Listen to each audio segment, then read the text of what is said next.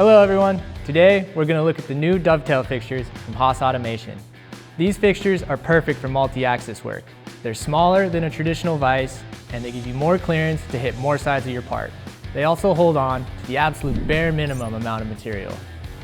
These fixtures are available in 4 different sizes, and with these 4 different adapter plates, we have something that's a direct bolt-on for our most popular rotaries and trunnions. These will fit everything from a TRT 70 all the way up to a TRT 310 and even a TR 500. This means there's a direct bolt-on upgrade for your UMC 400 or 500. We have a complete rotary compatibility chart that makes selecting the right fixture for your machine as easy as possible. You can find this in the video description or of course on the Haas Tooling website.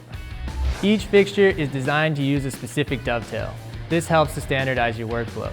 The dovetail stock preparation drawings can be found on the web pages of each specific fixture.